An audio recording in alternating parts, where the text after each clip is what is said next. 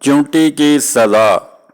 ایک دن علامہ ابن قیم ایک درخت کے نیچے بیٹھے ہوئے تھے کہ انہوں نے ایک چونٹی کو دیکھا جو ایک ٹڈی کے پر کے پاس آئی اور اس کو اٹھا کر لے جانے کی کوشش کی، مگر نہیں لے جا سکی۔ کئی بار کوشش کرنے کے بعد اپنے کیمپ کی طرف دوڑی۔ تھوڑی ہی دیر میں وہاں سے چیونٹیوں کی ایک فوج لے کر نمودار ہوئی اور ان کو لے کر اس جگہ آ گئی جہاں پر ملا تھا، گویا وہ ان کو لے کر پر لے جانا چاہتی تھی۔ چیونٹیوں کے اس جگہ پہنچنے سے پہلے ابن قیم نے وہ پر اٹھا لیا تو ان سب نے وہاں اس پر کو تلاش کیا، مگر نہ ملنے پر سب واپس چلی گئیں، مگر ایک چیونٹی وہیں رہی اور ڈھونڈنے لگی جو شاید وہی چیونٹی تھی۔ اس دوران ابن قیم نے وہ پر دوبارہ اس جگہ پر رکھ دیا۔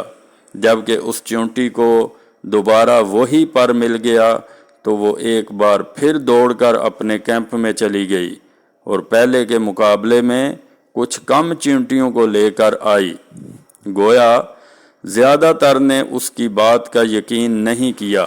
اس بار بھی جب وہ ان کو لے کر اس جگہ کے قریب پہنچی تو علامہ نے وہ پر پھر اٹھا لیا اور سب نے اس کو دوبارہ کافی دیر تک تلاش کیا، مگر نہ ملنے پر سب واپس چلی گئیں اور حسب سابق ایک ہی چیونٹی وہاں اس پر کو ڈھونڈتی رہی۔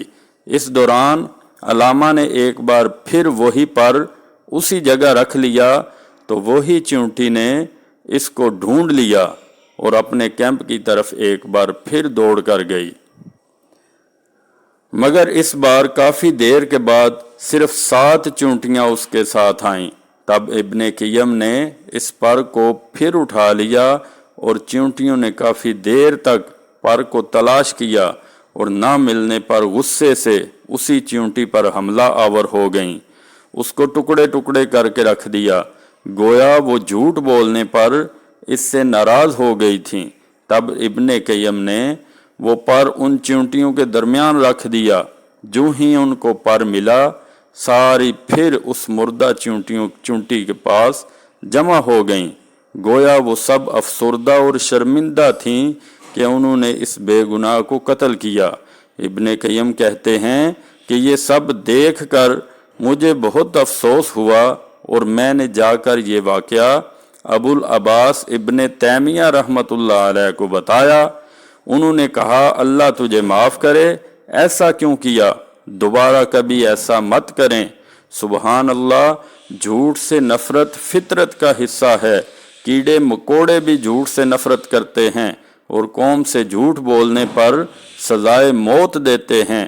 کیا یہ کیڑے مکوڑے ان حکمرانوں سے اچھے نہیں جو دن رات قوم سے جھوٹ بولتے ہیں، قوم کو دھوکہ دیتے ہیں؟ کیا قوم میں ان چیونٹیوں کے برابر بھی غیرت نہیں کہ وہ جھوٹوں کی حکمرانی کو مسترد کر دیں اور ان کو سزا دیں اور ایک سچے مسلمان کو اپنا حکمران بنائیں جو اللہ کی طرف سے نازل کی گئی سچائی کو ان پر نافذ کرے؟